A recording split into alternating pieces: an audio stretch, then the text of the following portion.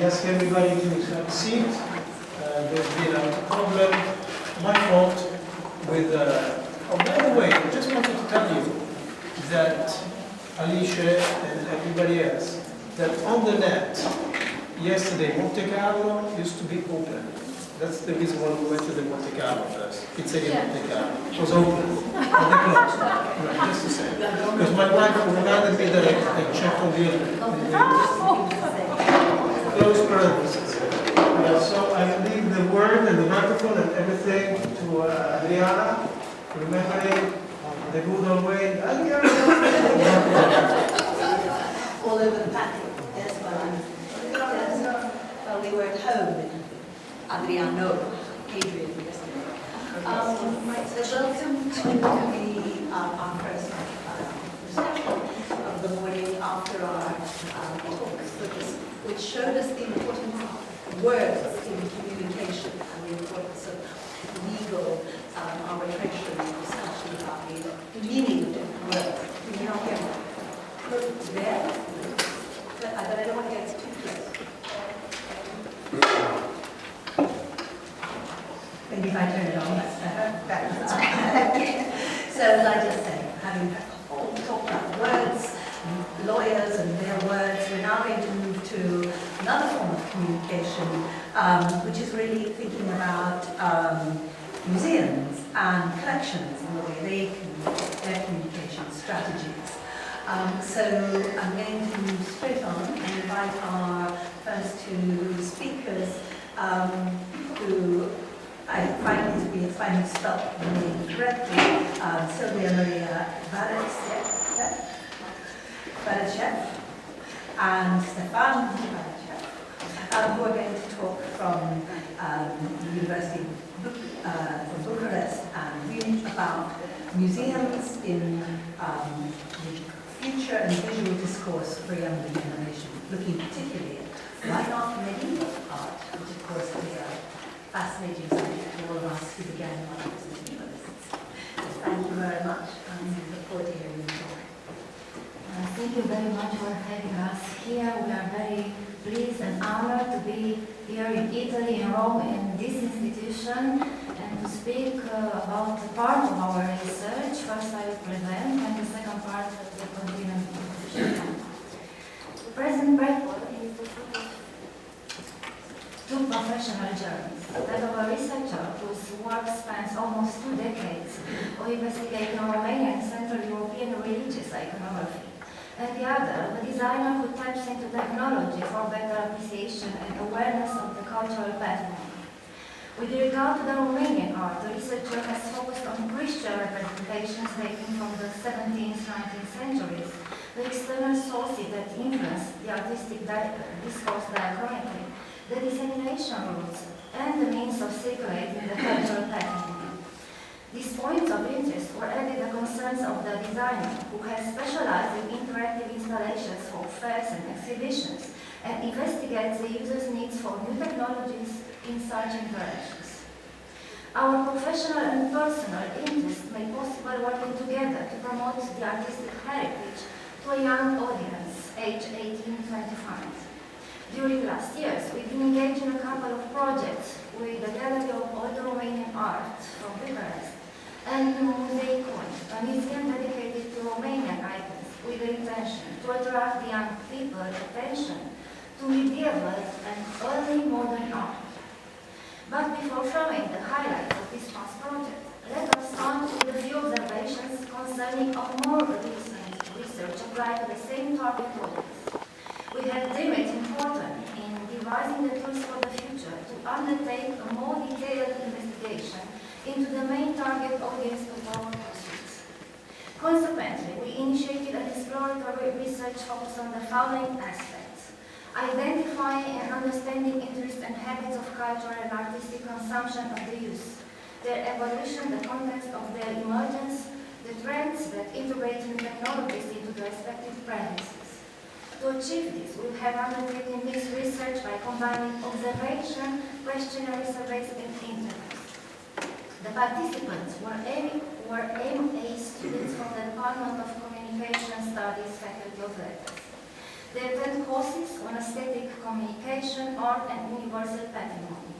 The questioner thus addressed a group trained to work in advertising, which is likely to engage in campaigns to promote art institutions and projects. Half of this sample group were interviewed and answered the questionnaire were observed during documentary trips to monuments of religious and non-religious art, to exhibitions and museums. For the same purposes, we have also conducted an in-depth interview with specialists in the field of communication to elicit indications of possible solutions that might further advertise and promote museums. But for the lack of time, we will not be able to present today this section of the investigation. The questionnaire was designed for the age group 22-24 years old, comprised 4 sections, and revealed the interest of a public made of higher education graduates, responsive to cultural issues, reasonably knowledgeable about visual arts, however, without specializing in this field. Question about their cultural involvement. The respondents indicating reading for their own satisfaction, as well attending theaters and cinemas, activities related with their roles as students in a faculty of literature and communication. These intellectual pleasures are perceived to provide a special education and entertainment. The information sources employed are most online ones, the internet in general, and social networking sites. Preference for research for information on their cultural hobbies was motivated by the high degree of accessibility and objectivity compared to other sources. The second section concerns museum attendance practices and opened with a question about the frequency of their visits over the last year. The answer showed that half of the respondents had visited museums more than 2 times a year. In Romania, 4 from the first 5 museums elected were art museums. During their travels abroad, the decision to tour the European collections was resolved by the criteria of prominence and the geographical proximity of the cultural institution. The answers revealed that, in most cases, students prefer to visit museums in the company of other persons. 25 of the respondents stated that they like to be accompanied while visiting a museum, so they could enjoy a discussion about the items on display. The final question of the second section in the survey investigated the respondents' preferences concerning exhibitions. They designed it as their main concern, the items on display, the manner of displaying, and the guide's contribution. Regarding the negative aspects, a great part of the students indicated none. Those who did point to minuses mentioned as reasons for their disappointment unsatisfactory interaction with staff, ways of display, or too crowded places. The third section aimed to ascertain the persuasion methods which the students deemed efficient in boosting their interest in museums. In agreement with the answer given for the previous section, most of them cited the interactive dimension, strong presence in media, better advertising, organizing events at the museum. The following 2 questions require students to provide ideas that would render museums more attractive. Most respondents suggested digital interactivity, but others remained skeptical and expressed their doubts that this could prompt them to visit exhibitions more often. As pertinent technologies to be used in a contemporary exhibition, respondents indicated principally virtual reality and all kinds of projections. With regard to attendance of art museums, in addition to the interactive dimension, other issues were brought up as desirable features. The importance of exhibits, the need for contemporary art, the visitor activation, and performances. The questionnaire contained only 3 close-ended questions, one of them concluding the third section. It aimed to determine which events or practices students would prefer to find in a museum. Most of them opted for museums offering concerts and gastronomy, cooking or having dinner, as part of a need to be engaged personally in the museum's discourse. The last section focused explicitly on the medieval art museums. Most respondents admitted they were not interested in medieval art, others stated that they were not especially keen on it, but enjoyed it in particular context, or that it was university education that had encouraged their attention to medieval art.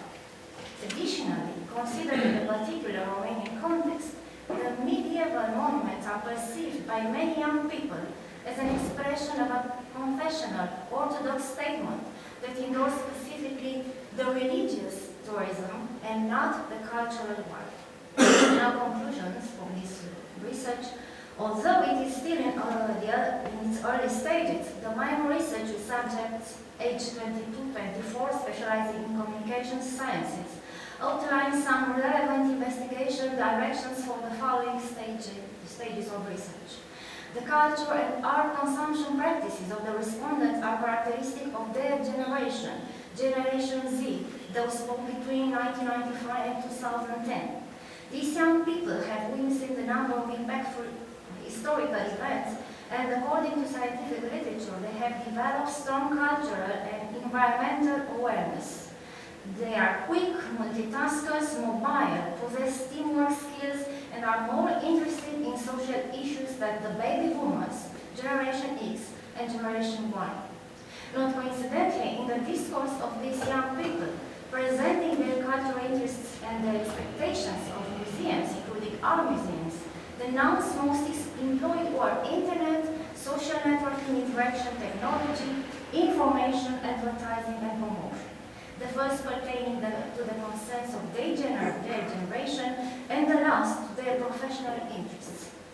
Also, the adjectives more frequently employed were new, accessible, fast, dynamic, again as a characteristic trait of the Generation Z's profile, living under the pressure of immediacy, novelty, and the ephemeral.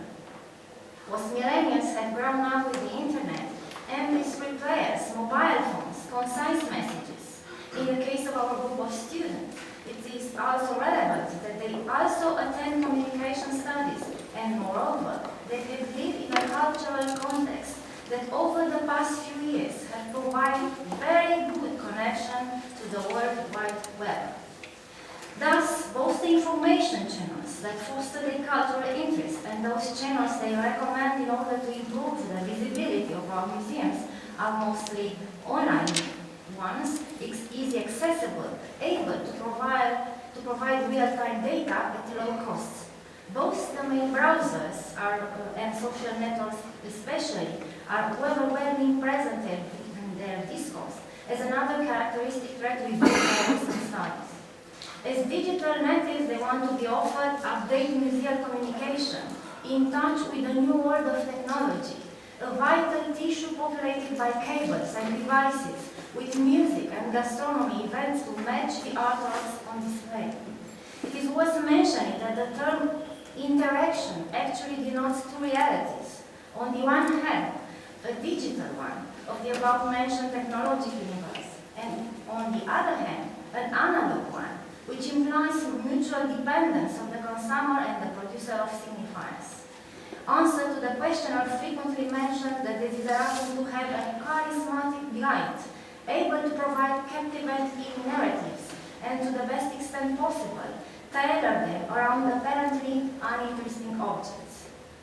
Another noteworthy aspect is the markedly emotional dimension of the interactions occasioned by museum visits. The young students express their preference for a accompanied visit that allowed them to discuss, to debate, to share everything they see and experience. Several respondents asserted that they could be persuaded to visit art monuments or museums they were not actually interested in, if their friends agreed to do it together. They also expressed their wish to conduct their visit in the company of an expert able to provide an accommodating, ludic, inventive, unconventional discourse, to satisfy various curiosities and convey a great amount of information through an attractive, engaging discourse. Their reactions are circumscribed by those mechanisms triggered by a hyper-seductive society, as Gilles Lipovetsky termed it, governed by the need to please and to touch. Which place does medieval art hold in this context? Due to its contents chronologically distant from today's audiences, and due to its often one-sided perception as religious art, it really captures the interest of the young as modern art is preferred over it. Despite its figurative character, medieval art is regarded by some as too repetitive, too abstract, requiring great sustained efforts to be deciphered, which challenges a generation used to instant gratification.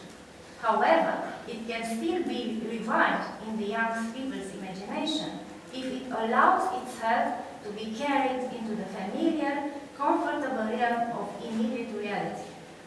Investigation into the ways of stirring enthusiasm and joy among the 22-23 years old students suggests that it is imperative to contemporize medieval art. It should don digital vestments and let its artifacts be integrated into performances and happenings to endear itself with today's youth. It should seduce them by appealing to all their sensibilities. It should translate François Villon's Neige d'antan into the idiom of a Generation Z, embarking visitors on a fascinating experience, almost never lived in solitude. For the young Z would readily be willing to share and partake of the atmosphere and artifacts of old times within the sound and light show the new digital mysticism. That the young ones will exclaim in one voice, why not medieval art, proclaiming the metamorphosis described by contemporary French artist Christian Boltanski that museums have today become the new churches.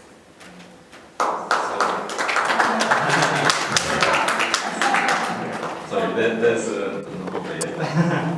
So the second part is more the practical part, and we wanted, like we shared before, to show you two projects, also from the designer point of view. But there was also, we're using a user-centered design process. It means actually we want the design and the results that are coming to be based on the real needs of the museums and of course of the users. So these projects were done before this research, but still we had a lot of feedback from some of the students. We had some workshops before, as well as the curators. So that was a very important feedback. So for example, from the National Museum of Art in Bucharest, especially the old gallery, the Gallery of Old Romanian Art, one of the key challenges they have is that the younger generation doesn't come to, especially to this part of the gallery, so the old Romanian art.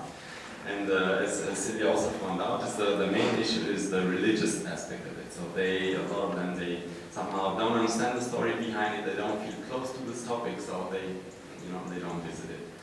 So that was one of the key challenges. And then discussing with them, like, okay, how about using more technology? How about integrating, making something more interactive? Always the feedback from them say, yeah, but this is sacred art. You cannot mix, how do you bring, the technology to the sacred art? So always they said, yeah, but not in the same room. So if you do something, it should be on the hallway or somewhere outside so that you keep the original sacred part of the art. So that's quite interesting and a challenge at the same time. And then talking to the curator from the Museikon, and also about technologies, they had a budget to start this museum and said, okay, this museum should keep us for 10 years. 10 years we should not make any changes.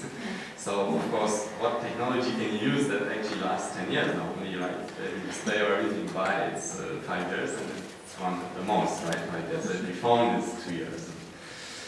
So that was one of the challenges. And second, of course, there was a European project in combination with collaboration with the Museum of Bergen. So they had more experience in Norway with this. So they advised them to actually every 2 years they should be should have an extra budget in order to plan all these things that break down or to replace some of these technological elements and open technological. So that was quite an interesting thing we found out.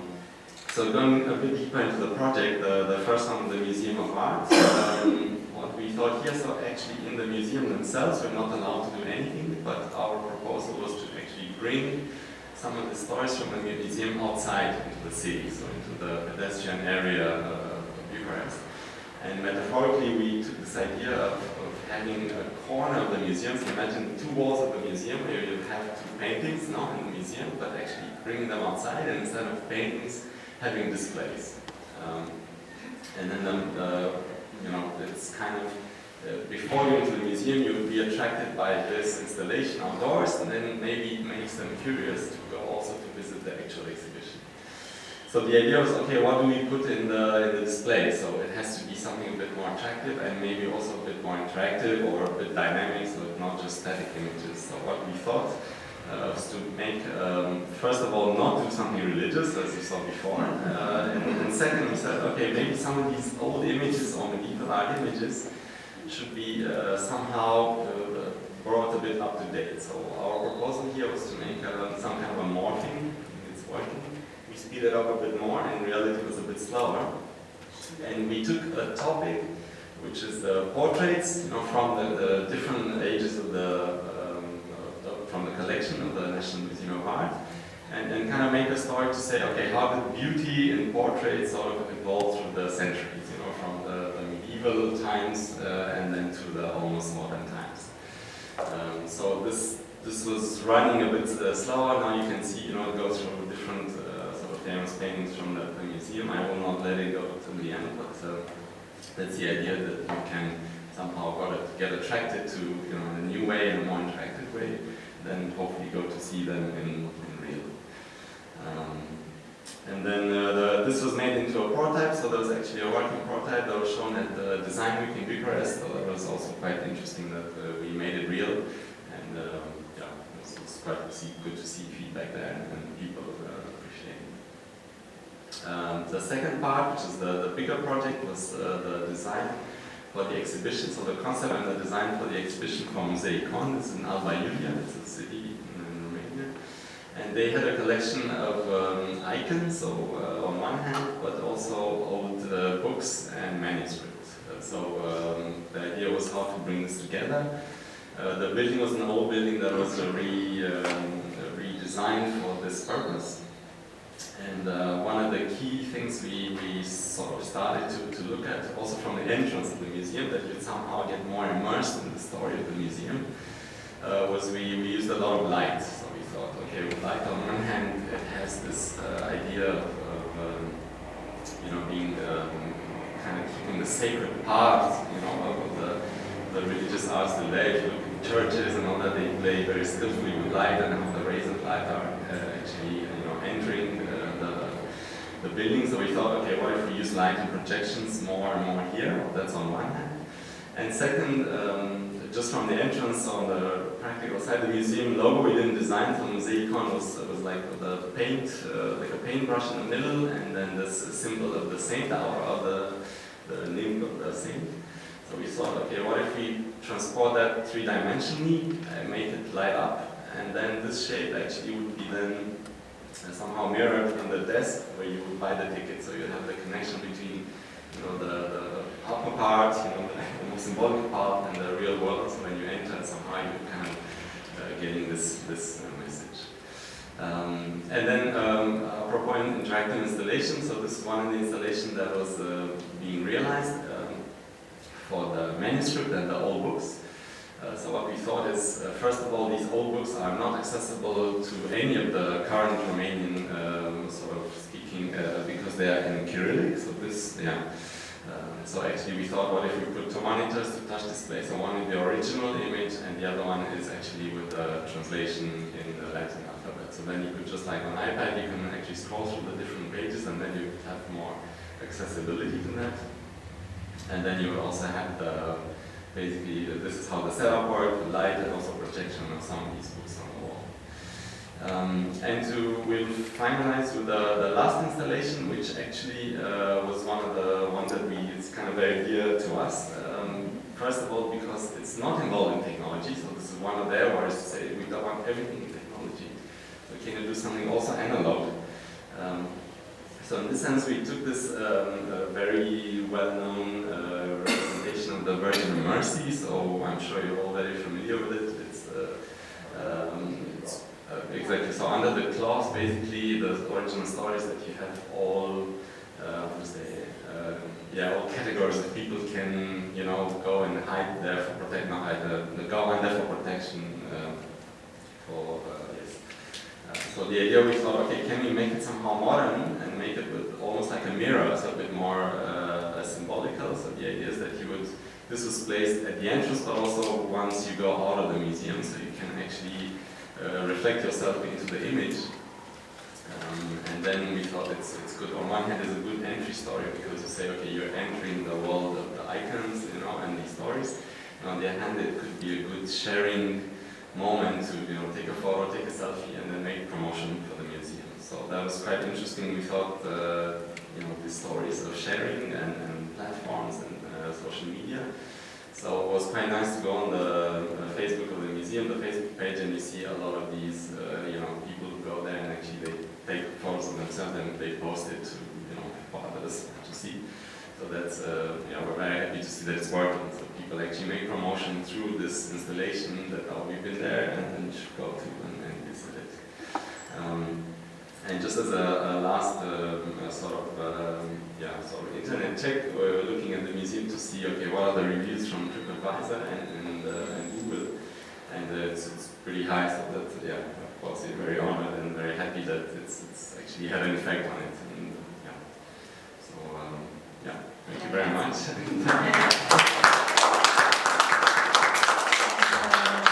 Thank you for bringing us into the practicalities of communication and museums. I think it's a subject we're all going to want to come back to. Probably everybody has their own museum experience that we're going to discuss later on. Thank you very much. And now if we can have next to Kinga, you're going to talk, okay? So we're going to stay in the contemporary work before going backward. And we'll have, so Kinga is from the HKU University of Art and Design in Budapest, so we are remaining in Eastern Europe. And we're going to consider again roles of investigation when it comes to corporate art collections and within the frameworks of museum studies and cultural economics, so continuing our thrust of museums as forms of communication. Thank you. I would also like to thank you for the organizers and for this possibility of being here. And indeed, I'm a PhD student, so that also means that my frameworks are flexible at the moment, and this is a work in progress that I will be showing to you today. But I will, of course, focus on issues concerning the art market and also communication, and I will put emphasis on my methodology. The starting point of my research is the juxtaposition of two interesting parallel phenomena, both arose in the 1970s, 1980s. One is that corporations started to collect art, and they started to operate like museums in a certain sense. And on the other hand, museums started to operate like corporations in some sense. For example, their marketing approach or their competition with each other. So, about corporate art collections, so I have made this picture review about the motivations of collecting, and of course there are several, but I argue that in most of the cases it's about branding, it's about a corporate brand identity, and of course this is communication. Now I want to illustrate it with my favorite example. So I think one of the Ritter Sport chocolate. So this has a square as a shape, and they started to build an art collection, and it's may sound a bit banal, but it's a very good art collection made by art historians. So it includes art originating from the square. So we can think of suprematism, we can think of geometric abstraction, minimal art, and several contemporary tendencies as well. So in this way, we might have the question, we might say that this way art or corporate art collections are a very, very sophisticated communication tool. So what would a corporate communicate about itself with art? That it's a sophisticated company, it is a cutting-edge company, it is a very creative company. So this might be a problem in the artistic community, so this is my problem statement. and I have made a comparison between the two institutions, and I have found that basically museums aim to accomplish their missions that is provided by ICOM, so to raise people's willingness to contribute, while on the other hand, corporations aim to maximize their profits, so to raise people's willingness to pay. And I argue that a corporate museum is a hybrid institution, bearing the characteristics of both and facing the challenge to answer the requirements of both of the institutions. So the aim of my research is to find ways how a corporate art collection can be successful according to artistic criteria. So this is quite broad. This is very hard to catch. What's the aim of the research? But this brings me to my methodology. And so I use grounded theory, which means that I don't start with a theory, but rather I start with collecting data, and then I will try to develop my very own theory based on this data. I also use an ethnographic approach. So I'm not an ethnographer, but I found that this method, I borrowed this method from ethnography because I found it fits best to my research. So in the ethnographic approach, the ethnographer, who is me in this context, is watching what happens, listening to what is said, asking questions, in fact, collecting whatever data are available. So in this occasion, everything can be data. So I can listen to the conversation of people, I can look how they dress, how they celebrate in these artistic circles, let's say. So it needs an immersion. So the method borrowed from ethnography is called participant observation. And normally I wouldn't put out a picture of myself on the screen in a conference, but now I have a reason because I wanted to emphasize my methodology for the workshop. And I would like to spend some time here. So I was a visiting scholar in Hong Kong, and I spent 1 year in Hong Kong.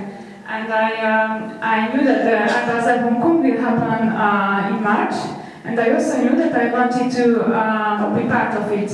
I knew that I didn't want to be a visitor, a simple visitor, because there are 80,000 visitors per year. So I thought it's too much, I wouldn't see anything. I really wanted to do something, but I didn't know anyone in Hong Kong, and of course I didn't know anyone at Art Basel Hong Kong.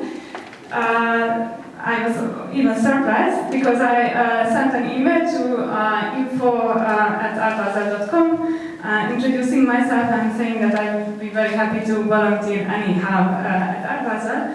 And so to my surprise, they got back to me very quickly, and then they offered me that, so they didn't offer me a position first, but I had to do some introduction with a video, where I actually introduced myself and my motivations for working with them or volunteering for them.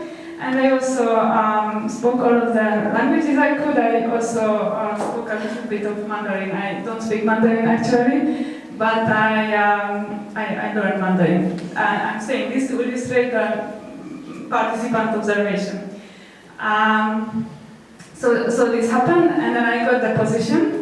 And I was working, so I was an assistant at the VIP team, who's a VIP at Art Basel. Of course, it's the most important collectors, the most important art professionals, curators, and so on. And my job was basically to chit-chat, to small talk with the VIP. So that was a perfect thing to do. I mean, it's a perfect, I was a participant, but I could also observe. I was not extremely busy. I had to be there. So it gave me a chance to see how things work behind Art Basel Hong Kong, how they decide who is a VIP and who is not. And they have different types of VIPs, so not every VIP is as VIP as the others. So I have got a chance to see all of that, and I also made some connections. So that was very useful for me. And after that, I went back to Budapest to continue on my life. This year they sent me an email and they invited me to go back. So that was a very good experience in that sense.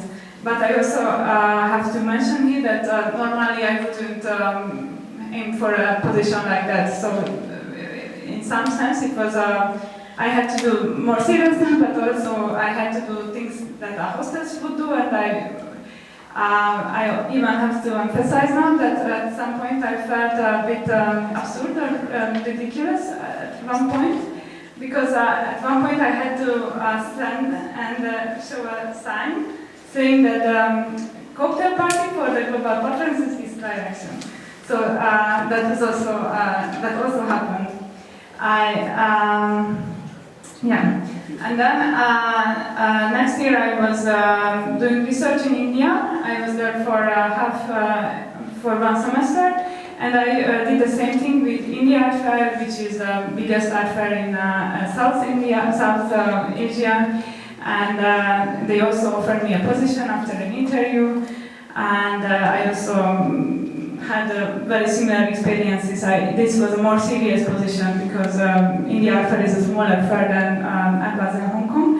And about the participant observation, I would also want to mention my clothes. So at Art Basel Hong Kong, I had to wear this Art Basel uniform. And at India Art Fair, I didn't have to wear a uniform, but I was wearing a sari to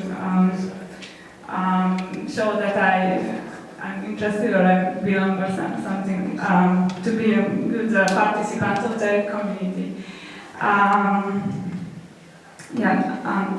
This I wanted to say about my methodology. And of course I had interviews that were structured, and also I used the snowball sampling, but I was talking about my snowball sampling in the London workshop, so I don't want to go into detail.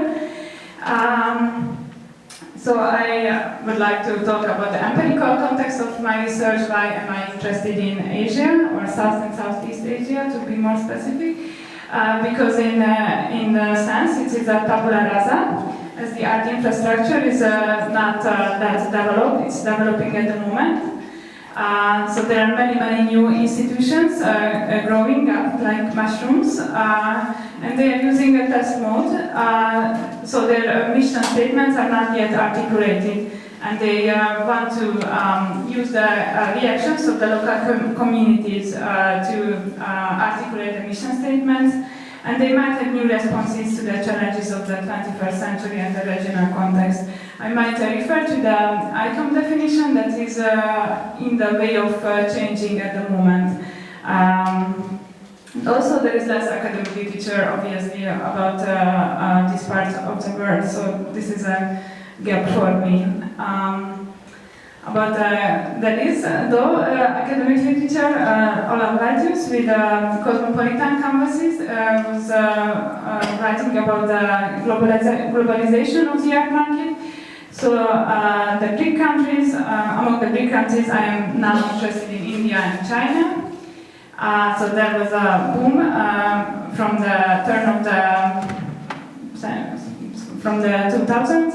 And demand is growing, which means that there is a purchasing power, and there are new collectors stepping into the market, and there is a supply. Artists from this region are more and more famous, and the infrastructure is growing, of course. There are new galleries, local galleries, but also there are many Western galleries and auction houses that come into this region. So now we have seen that we have the art market growing, and where does this art go? People buy lots of art. On the one hand, in China, there is a huge museum boom. I will not go into details because that would be a very long discussion, but there are many new museums in China at the moment. And in India, it's also a growing tendency. tendency. If you compare it with China, it's not coming from the government, but it's coming from the efforts of the corporate and the private sector in India. It's a very slow development, but it's happening. So now we see that there are many new museums in this region of the world, and I would ask what is the biggest challenge for these museums. Of course, because there were no museums there before, or very less museums, there is also not a tradition of museum going. So these museums need to find new strategies to grow an audience and invite them to the museum, into the museum. So they use a museum export technique. Museum export is normally considered as a way of museum to export its art to a different country, like the Guggenheim Bilbao or the Louvre Abu Dhabi. But here, in another sense, we can also use museum export.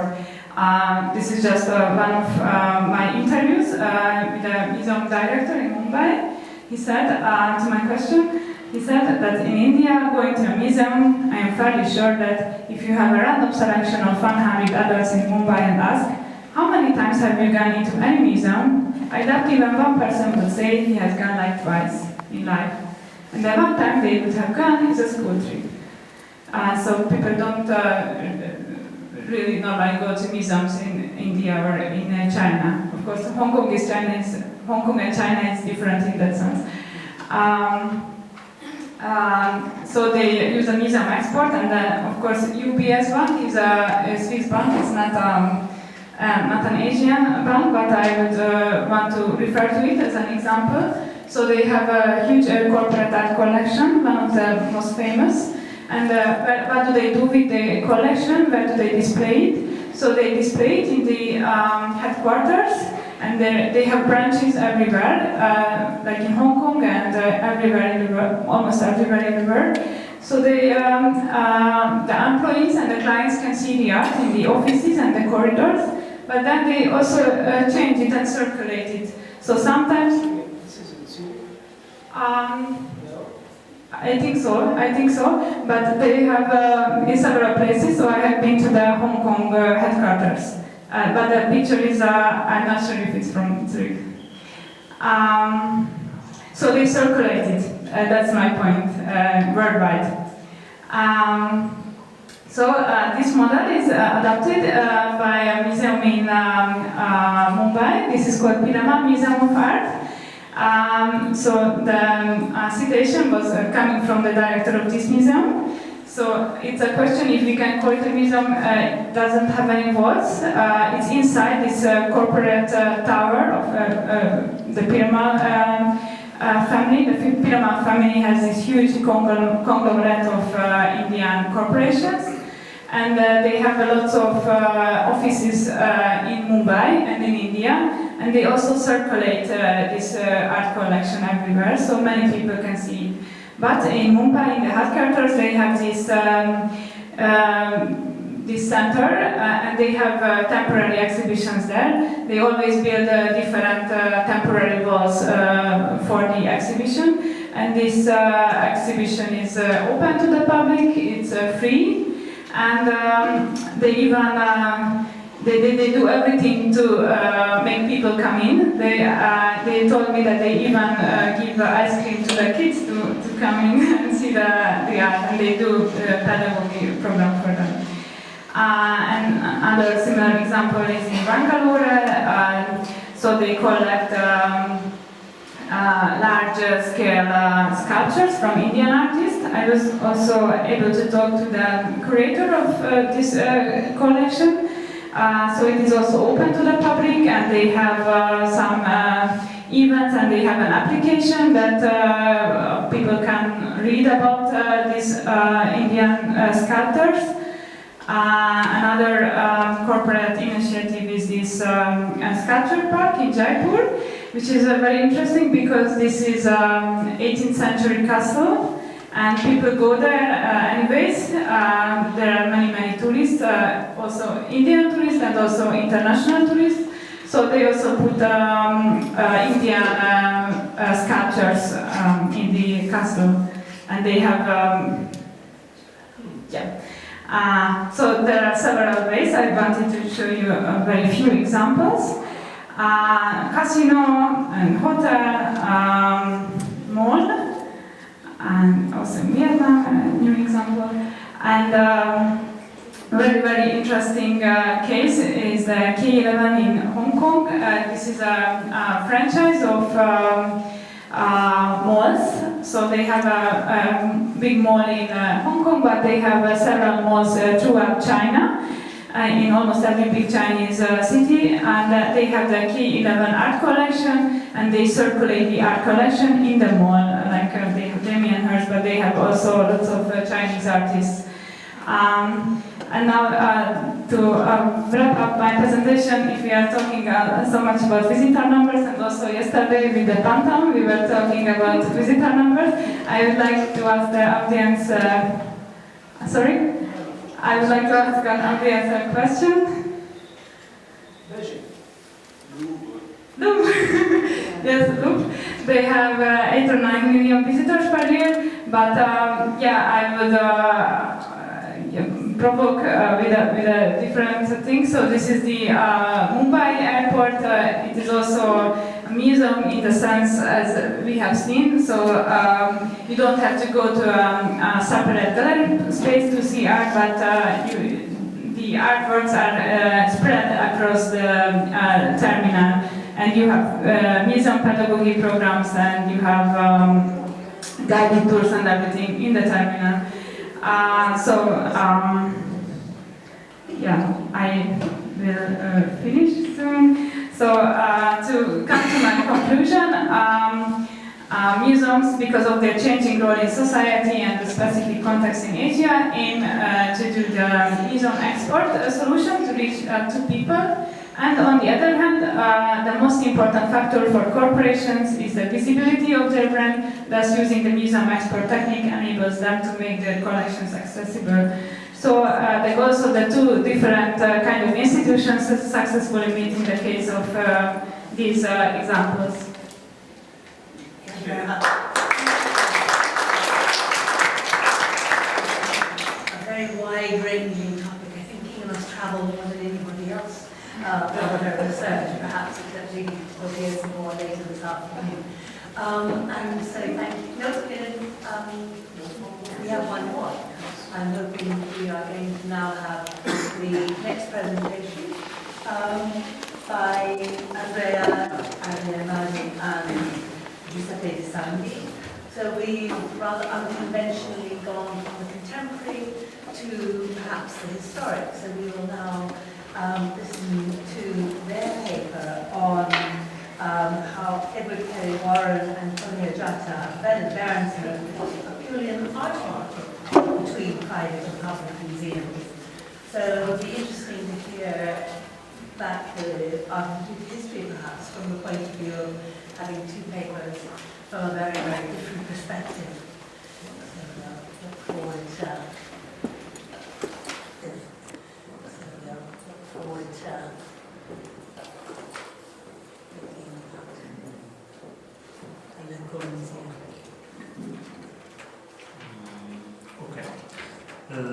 many thanks to Barbara for this introduction, and thanks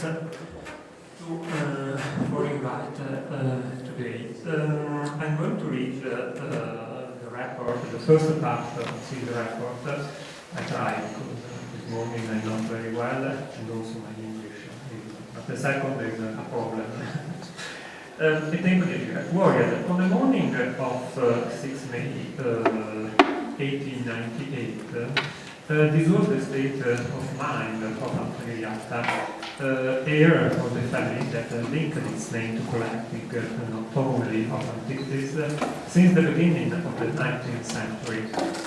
Jatta, in fact, wrote this friend, Battista de Rossi, with an incisive and lapidary tone as a vascular epigram, urging him to prevent the placing in the private market of, I quote, bellissimo vaso istoriato coming from Celle del Canto in the hinterland of Bari. We choose to open this report with a tangible element identified in the wide dynamic of artistic and antiquarian flow directed from southern Italy to Naples and Europe, and from there, as we will see, with further openings on the Anglo-American art market. The aim is to set some coordinate, set some coordinates of our research that we have is a synthesis point in the exhibition Il museo che non c'è, arte, collezionismo, gusto antiquario nel Palazzo degli Studi Vitali between 1875 and 1928. Note that this exhibition scheduled for February 28, 2020 will take place in the historical halls of the University of Bari Moro, which hosted the Museo Provinciale. Here was designated, I quote, the bellissimo vaso istoriato of which Iatta and Nitto De Rossi spoke. From this point of view, the letter of 6 May 1898 is important for two reasons. The first one testified of the purchase of an exceptional Apulian red figure crater offered for sale by the lawyer Michele Armese, an exponent of the cultured bourgeoisie of southern Italy, and brother of Raffaele, the author of the decoration of the Petruzzelli Theatre. And above all, the second one gives the direct involvement in Italy of one of the most famous American collectors active between the 19th and the 20th centuries. We are talking about Edward Warren, an exponent of the Bostonian vast circles, an intermediary of Isabella Stewart Gardner and several American museums, a patron of a young Bernard Wodrienski, who by the time of the Apulian transaction in 1898 had already become famous with the name of Berenson. Among the most well-known purchases or donations made by Warren, remember, for example, the problematic Boston throne he intercepted on the Roman art market in 1894, and considered by some under fake, from others the pandan constituted by the Dovizzi throne. Theme 10 of the paintings provided at the Museum of Fine Arts in Boston, such as the Madonna with the children attributed to the Tuscan mannerist Francesco Morandini, or the Venetian contest tables proposing the Lamentation of Christ, respectively by Carlo Crivelli and Marco Basaliti. Or again, the German Dormitio Virginis, coming from one of the most famous sub collections, the Neapolitan one of the Princess of Sant'Angelo. It does not seem neutral to consider that these paintings had been reported to Warren by Berenson in the first years of his stay in Italy, immediately after his studies at Harvard University, thanks to the financial support of his American friend. In a short time, the relationship matured, and Berenson was more and more frequently called into question by Warren for advice and recommendation. For example, in 1894, Warren wrote to, I quote, dear Valvriensi, still using the Lithuanian surname of BB, to ask him to report, I quote, any Greek sculpture or bronze in good condition. Still, it is September 92, when Warren, complaining about the crisis of the art market in Boston, would have again urgent Berenson, hoping for a real professional partnership with him. Warren wrote, I quote, I would be fancy easy to convene Renaissance fames with articles by adding your name to mine. There is a list of little things that you should know from me and from you. I may also have something of immediate importance to communicate to you. Last winter in Boston was for me a great fiasco. In this sense, and before Warren's letter of 92, it is possible to assume that something had already moved, starting with Berenson's discovery in 1897 of a land or supply market that could respond to the needs and interest of both Apulia region. Berenson, in fact, already in 1897 had written in his magazine, The Golden Urn, about a traveler before which, I quote, met his way through Italian mountains, an inner city called Altamura, that is, had opened. With this idealized vision, Berenson established a link with the eponymous town of the Apulia. We are always in Apulia, and thus created the premises for a continuous contact with the Apulian territory that will go on until 1952. This Berenson link with Apulia started in the spring of 1897, during Berenson's first trip in this Italian region. In this occasion, he discovered the central panel of, I quote, a triptych for Giovinazzo by Lorenzo Lotto, a work perceived by him in such an orthographic quality as to be returned in a sketch reported in his notebooks kept in the Villa Tatti archive. It should also be noted that both the first and the second edition of his Lorenzo Lotto, an essay in constructive art criticism, dated 1895 and 91 respectively, were dedicated by Berenson to Edward Perry Warren. As I reported in the letters shown at the beginning of this report, Warren will also be in Puglia immediately after the first Berenson's trip in 1898, engaged in the negotiation of the Armenides vase. In this affair was involved a leading figure of the cultural Apulian erudition, Antonio Iatta. Antonio Iatta was a member of the scientific board of Nasser Museum Provinciale, with uncommon skills in the archaeological and historical artistic fields, distinguished by the important gifts of coin, then for the central role he assumed in the delivery to the Museo Provinciale of several Venetian paintings held by the municipality of Fandria in 1887. He was above all an intermediary for the purchase of vases, an interlocutor of antiquarians specialized in numismatics like John Evans. With Evans we are in 1891.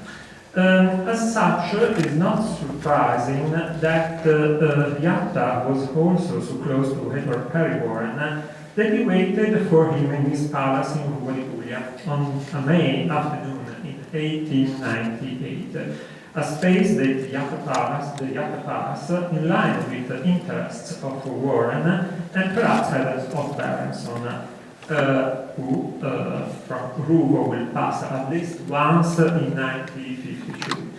It is important to remember, first, the archaeological collection. Today the Iatta Palace is the National Museum. Secondly, the library, equipped with iconic books for the transmission of classical ideals, such as the one of the collections of antiquities of Lord Hamilton. And the last but not least, the collection of paintings set up from the ancestors of Antonio Iatta. I quote, amantissimi di pittura e di belle arti in generale, playing between the Neapolitan and Baroque art market in the first 3 decades of the 19th century. We know from another Iatta, Giovanni, that inside the picture gallery there were, in particular, I quote, 2 importantissimi quadri, a pair of Lucrezie, one attributed to Artemisia Gentileschi and the other referring to the Neapolitan painter Diana de Rosa. Regarding the serpentine routes of the art market, both these paintings have recently been auctioned in Vienna. It is very probable that the true Lucrezia had witnessed the encounter between Iatta and Warren, and therefore of the sale of the, I quote, colossale vaso Italo Greco, as it was later described by the first director of the Museo Provinciale of Bari, German Jew Maximilian Meyer. We recall that, in turn, Warren did not make but sold at good price, 4,000 lira, the artwork that is still preserved in the collection of the Museo Provinciale of Bari. The direct presence of Warren in Italy, and in Puglia in particular, should not be surprising. This can be read, in fact, as the continuation of the tradition of grand tourists that since the end of the 18th century had begun to extend their look behind the traditional destination Naples, Paestum, and Sicily. It should also not be forgotten that Warren, between 1999 and 1928, was the author of several literary works endowed with an idealized vision of homosexual relations, previously derived from the classical literary imaginary A Tale of Thousand Love, A Defense of Thousand Love, respectively 1999 and 1927. Imaginary that finds its reflection both in the relief of the famous Warren Cup, which he bought in Rome in 1911, now in the British Museum, as well as in the contemporary images of photographers such as Willem von Pluskov, Knop looking back figures of posing young people among the ruins of the same ancient world that had attracted Warren, but also Iatta. Perhaps thanks also to the historical tolerance that in southern Italy had matured for homosexuals during the Bourbon Kingdom in the absence of discriminatory law, Warren's presence in this area is linked to the intersection of demand and supply. It was an artistic market very interesting for an author international collector such as Michael Tischewicz, called the Polish Count in the circle of Roman antiquarian. His collection, it seems interesting to note because of the coincidence were purchased right by Warren in Paris in June 1898. After having seen that Warren Iatta parents' affair, now told to Giuseppe De Santi will introduce us to other contemporary examples, always related to the Apulian art market between private and the public museum.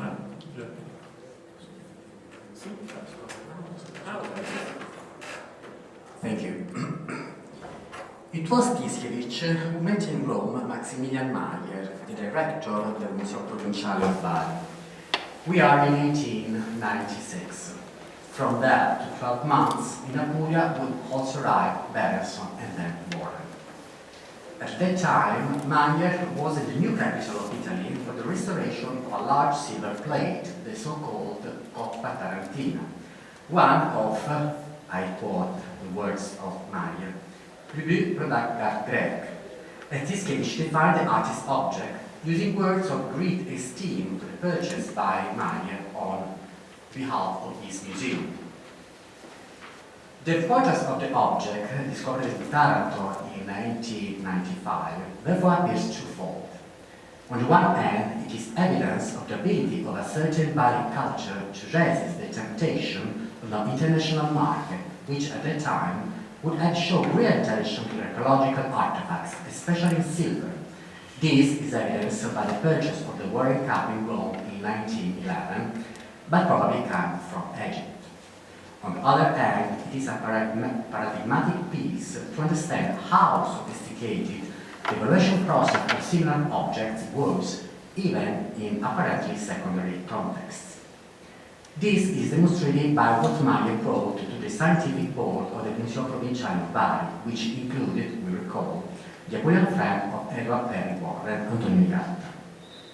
As an expert in sale, Meyer wrote, I quote his words, "Mi permetto di rammentarvi che l'oggetto fu quasi regalato da me a questo paese, che nessuno seppe prima di me della scoperta fatta e che tenendo parecchie mila lire presso dal banchiere sarebbe stato facile acquistarlo per me, un'idea che non è mai venuta e che allora, rinunziando al mio posto, stessi per venderlo per lire 50.000, ciò che significa un 5 o 6% su vendita di circa lire 3.000.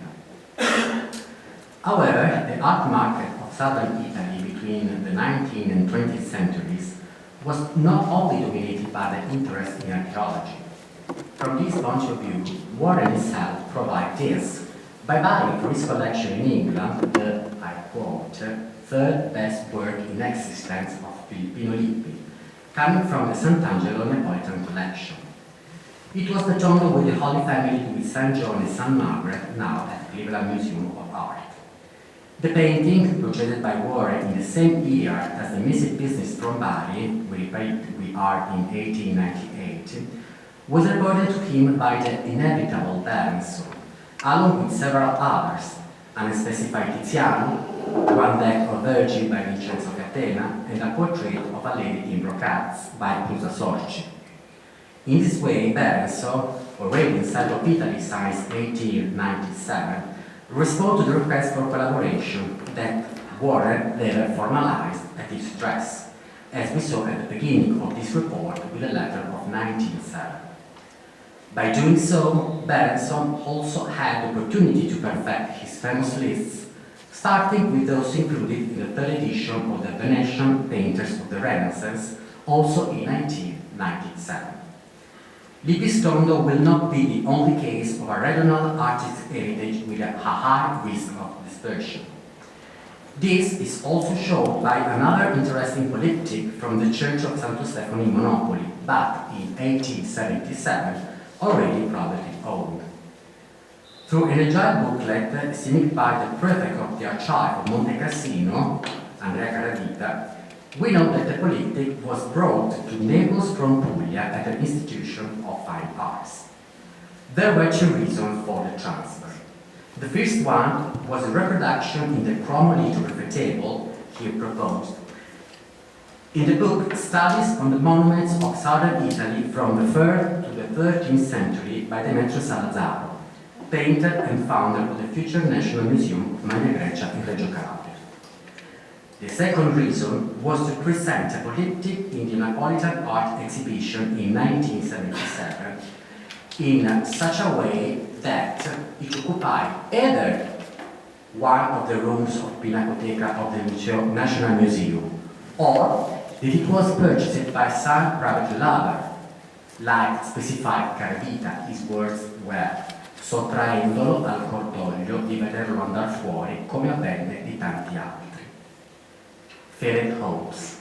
Remained in Naples, the Apulian polyptych was sold between 1892 and 1900 to the American Albert couple from Boston, who then donated it to the Fine Arts Museum of their city. In a context such as the Southern and the Apulian one in particular, the collection of paintings of the noble families on the way of dispersion before the unification of Italy turned out to be real supply basins.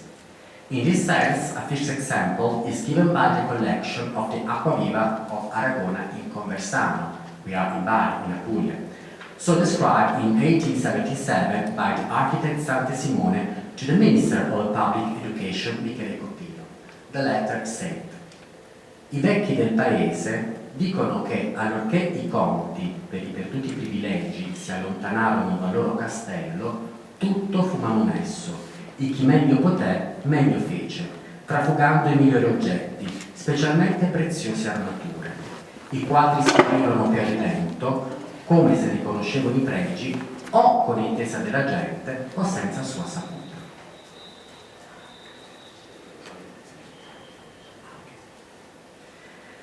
Think also of the collection of the Imperiale of Francavilla, that of the Mario of Acquaviva delle Fonti, still the collection of HKU at Terlizzi, for which the sale was attempted at the Berber Museum between 1826-1827, and the collection painting of the Meoevoli at Monopoli, up to the collection of the Archbishop of Taranto, Giuseppe Capecelato, originated in New York in 1835, and which placed between his Neapolitan residence of Cappella Vecchia and the lost Villa Santa Lucia in Taranto, had many paintings attributed to Tiziano, Veronese, Van Dyck, Rubens, Murillo, Guido Reni, the inevitable Caravaggio, as well as two autographed self-portraits, had studied in the export authorization decree of Correggio and Giorgione.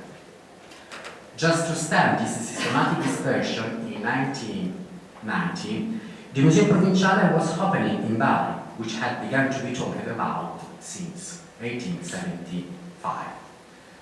Located in the Palazzo degli Studi and designed by Neapolitan Giovanni Castelli, the museum became a shelter from the artworks coming from the convents of Sopran orders, from the sculptural fragments of the rediscovered Middle Age, for the archaeological pieces discovered during the excavation at Canosa, Ruvo, Celli del Campo, and, not least, for the various paintings still in private hands.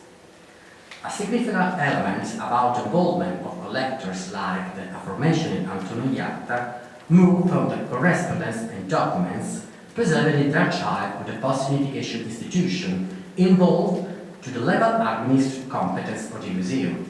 These institutions are Archivio Centrale dello Stato for the Direzione Generale Antichità e delle Arti, the Minister of Public Education, the Archive of State of Bari, and Archivio Storico della Provincia di Bari. On Iatta's report, for example, the painting The Mystical Marriage of Santa Catherine of Alexandria was purchased by an anonymous Professor Racchetti. At the time, the painting was attributed to Guercino by the director Mayer, thanks an inscription on the back of painting, then obliterated with the restoring of 1890. Later at work, the artwork were considered by Roberto Longhi to be a work of Genesis Group, perhaps of Fiasella.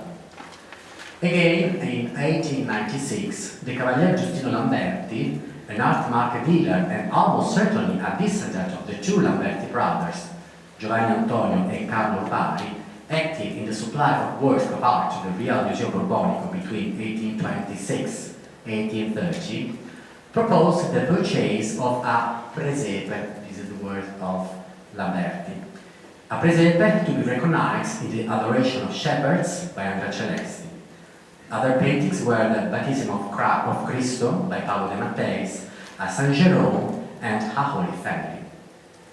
All these to be joined to a timid and indistinctive crossroads of purchase negotiation which, as early as 1874, was getting from time to time around attribution from the clear improvement value, as in the case of an improbable wall gallery, picture gallery, comprising 4 works by Pietro Paolo Rubens, an autograph sketch of his Deposition of Cross, 12 paintings by Paolo de Matteis representing the St. Joseph histories, 12 artworks by Rembrandt, 4 Marines by Salvatore Rosa, and a sketch of Guido Reni. Finally, almost ironic is the case of Testa del Salvatore che porta la croce, parte del quadro detto Lo Spasimo di Sicilia, opera di Raffaello, offered to the museum in 1885. In this circumstance, presented here at the conclusion of this short excursus, the words of Giambattista Cavalcaselle were lapidary, as proof that the reception could almost always be the most truthful option. The words of Cavalcaselle were: il quadro dello Spasimo di Sicilia, oggetto di questa istanza, trovasi nel Museo di Madrid. Al qual dipinto non manca la testa del Salvatore. Quindi la testa del dipinto posseduta dal richiedente non è quella del quadro di Raffaello. Giovanbattista Cavalcaselle. Thank you for the attention. Identity in a museum, both in Apulia and international. Again, making us think this morning of Lene's talk about cultural belonging, which in a way sometimes is also part of the communication strategy with earlier first talks. However, I've been asked to say that because we need to visit the collection now, I'm going to give you a few minutes to write down thoughts so that we can have a discussion of these papers after our lunch break, which I know is going to be demanding of you all to remember everything and so many different things that we've talked about, but I hope it will make the discussion even more lively. So we're going to go now and look at the collection, and then we're going to have lunch. And we're going to try and get back and start again at, well, let's have a look. Has he gone? Where's he? I'm not sure whether we'll make it for 2:15, but let's aim for 2:15. If not, 2:30 is, because it's already 2:30 is fine. We'll just make 2:30, because I think we're, okay. So thank you all very much. We'll do one final thank you.